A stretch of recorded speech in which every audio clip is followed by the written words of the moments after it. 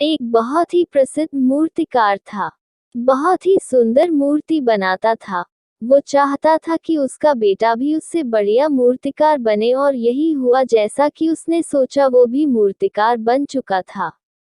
वक्त के साथ साथ वह अपने पिताजी से पूछता था कि उसने मूर्ति कैसी बनाए और उसके पिता हर बार इसकी मूर्तियों में कोई ना कोई खामी निकाल देते थे, लेकिन वह पिता की बात मानता गया और अच्छी अच्छी मूर्तियां बनाने लगा।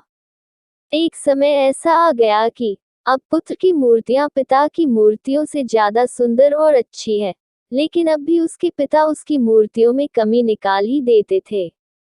उसके सब्र का बांध टूट चुका था और उसको अपने आप पर अभिमान था कि वो पिता से बेहतर मूर्तियां बनाता है। वो झल्ला गया उन पर। अब उसके पिता ने मूर्ति पर टिप्पणी करना बंद कर दिया। जैसे जैसे वक्त गुजरता गया उसकी मूर्तियां अब पहले जैसी नहीं बन रही थी, और देखते ही देखते वह बहुत ही बेकार मूर्तियां बनाने लगा। अब अंततः वह परेशान होकर पिताजी के पास गया। पिताजी समझ गए थे कि ये वक्त जरूर आएगा और वो बोला कि मैं अब पहले से अच्छी मूर्तियां क्यों नहीं बना पा रहा हूँ। उन्होंने उत्तर दिया, क्योंकि तुम अपने काम से संतुष्ट होने लगे हो इसलिए। वो समझा नहीं। पिता ने कहा, जब तुम्हें लगता है कि तुम बहुत अच्छी मूर्ति बनाते हो और इससे अच्छी ही बना सकते तो आगे बढ़ने की संभावना काफी कम है।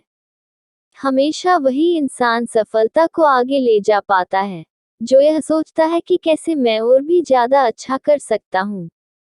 तो वो बोला कि आपको पता था कि ऐसा टाइम आएगा, तो फिर आपने मुझे ये बात पहले क्यों नहीं बताई। उन्होंने जवाब दिया कि मेरे साथ भी ऐसा ही हुआ था।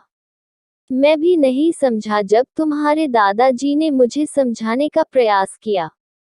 कुछ बातें प्रयोग से ही समझ आती है।